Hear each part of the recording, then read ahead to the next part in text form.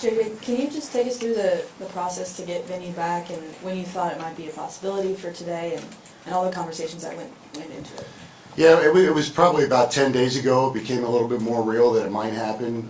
It was when he progressed from hitting the softer baseballs to baseballs. We always moderated the amount of swings that he would take. And he's not a guy that takes too many swings anyway, so it was fairly easy. Our medical staff did a great job. Vinny did a great job, very focused, great plan to get him on track. And then when he took the live BP on Saturday in Atlanta, it was pretty apparent that he was going to be ready to go as early as today. He needed to get through a few more steps, which he handled great, and here we are. We'll stay right there, JJ. JJ, I know Vinny is able to swing and hit a baseball, but what are the next steps in his recovery as far as getting back to first base and things of that nature? Yeah, well, one, we got to keep playing. I mean, that's one. He's got a couple weeks until that would happen. We're not going to put any added pressure. You know, the pounding of a baseball, hitting that area is just too much right now. He's not even begun that at this point. The big thing was just to get him back in our lineup. If it does happen, I would imagine, and again, this is just total guesstimate, it'd probably be 2 to 3 weeks before we felt really comfortable in him being back out there in the field. You talk about the boost Vinny gives you not only on the field but in the clubhouse. Yeah, well, he's a great leader. He's done a tremendous job even through the injury being a part of this. His teammates love him. He loosens things up. You know, being in the lineup and not being in the lineup are two different things. There's only so much you can do when you're not playing. But I think every man in that clubhouse was hoping that he would be back in the lineup today or at some point. So it's a big boost for us emotionally, and obviously our lineup's better with him in there. Got a Gabe on your right, JJ. Vinny was just in here and he seemed plenty relaxed. How would you kind of describe the, I guess, emotional makeup of the team? You've got young guys who haven't been there before and kind of bright-eyed and going after it, and then you've backfilled with a lot of veteran guys who've absolutely been there before. Yeah, it's a really good blend of veteran guys with guys who haven't been here before. But you know, if I'm not mistaken, every player we added to the roster in the offseason, and then even other than Lucas Ursig at the trade deadline, all had playoff experience. So they expected to be here. You know, I had a few players without naming names in the offseason, so I'm coming here because I think this team can win. They remind me of teams I've been on before. A lot of that had to do with Bobby and Salvi, and then, you know, adding to the pitching staff around Cole and Brady was big. And you could feel the camaraderie, the culture changing even back early in spring training. You could feel the difference in that clubhouse. Just more experience, guys that know what this is all about. So when you have these tough losing streaks we went through here late in the season, they handle it great. They never changed, never wavered, and they were the same every day, and that's important when you're playing 162 games. We'll stay over there with Dan. JJ, when Mike Elias took this team over in 2018, the Orioles, you could tell that his blueprint came somewhat from the Houston Astros and what they did there.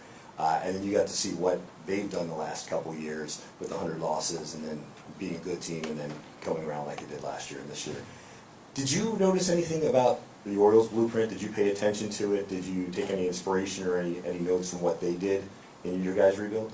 Yeah, what they did was very inspiring. It showed you how quickly it can turn. They have a very, very talented team, very talented farm system. Their lineup is tough and basically homegrown, you know, pretty much top to bottom. That is a blueprint that we had 10 years ago. Same thing, a lot of homegrown guys. When you're a small market team, you have to rely on your farm system to have enough players on the major league field at any given time to compete at a high level. So you have the financial resources to go outside to complement your farm system. So what they did, you certainly notice it. You know, they're very, very good. And they're back here again. So there's some similarities. I think we went about it a little bit differently in some ways, but it's hard not to notice when a team builds, an organization builds a farm system and then they have success on the field. We'll go to Jake on your left, JJ. It's not homegrown, but sort of in a way kind of feels like it in Cole Reagan's being acquired in the trade and kind of becoming what he's become as a Royal at the big league level. just thinking back on that trade and what Cole is becoming now, not just the opening day started this year, but preparing to start game one of this organization's first playoff appearance in nearly 10 years. I guess, what can you say about how he's developed and what you hoped he might be when you traded for him and what he's become? Well, he's become more than we thought when we got him in trade. We certainly thought he would be a part of our starting rotation. You just don't know how much he would impact the rotation, but it was pretty apparent. When we ended the season last year, we got something pretty special. Going through his first full season, he makes the All-Star team, and here he is, our game one starter. But I would say he's exceeded expectations. Our scouting staff really liked him. Our professional scouts really liked him. There were things from an analytics standpoint, the metrics were improving in areas that were important to be a starting pitcher. He always had 3 pitches, but his velocity really jumped last year. But more importantly, to be a starter, the command was getting better. That was one thing we had some concern with when we acquired him, if he would be able to command the zone like a starting pitcher needs to, and he continues to improve there. Do you look back on that trade as the moment where things started to take shape, or was it signing Aroldis Chapman and kind of helping him become an asset? One led to the other. So, again, the scouting department made the recommendation that we should sign Aroldis with the thoughts that if we weren't in contention, hopefully we provided for each other something. He needed a place to sort of resurrect his career. We could give that to him with an opportunity to pitch late in games, and then he pitched well, so his return to us was Cole. So it worked out well. But yeah, I haven't really thought about it like that. I know we spoke about it the other day, but when you look at the key players on this team and on this roster, Cole is certainly one of them, and he was the first. So when you look at the key members in that rotation, he was here before guys we acquired this winter, so I think you could say that was the start of it. I'll say row in the middle, Chelsea. Hi, given just the size of the turnaround you guys have had this year and all the work that's gone into that, how much will the next few days, weeks, whatever it is, change the way you sort of assess this season, if at all? Yeah, we're going to assess this season just like we did last year. There's things we're going to need to do this offseason to improve. We didn't win the division, so ultimately that's the goal. We want to be one of those first 2 teams, so you have a bye this week and not have to play the wild card round. So we're going to have to make assessments that lead us to hopefully making good decisions again to improve this roster. But at the same time, we're very happy to be here. I would say not unexpected. When we got to July, we felt like we had a team that we could compete and get to the playoffs, and here we are. Yeah, Jake in the middle. I'm sure you knew that Bobby Witt Jr. was special the moment you saw him play on the showcase circuit in 2017 or 2018, but was there a moment this year where it became apparent to you that he had made the leap, that he was not just someone who could be something, but was firmly one of the best 5 players in the sport? Well, I think the consistency through the early part of the season, knowing that he may do something even more special, it was probably right before the All-Star game where he really started to take off offensively.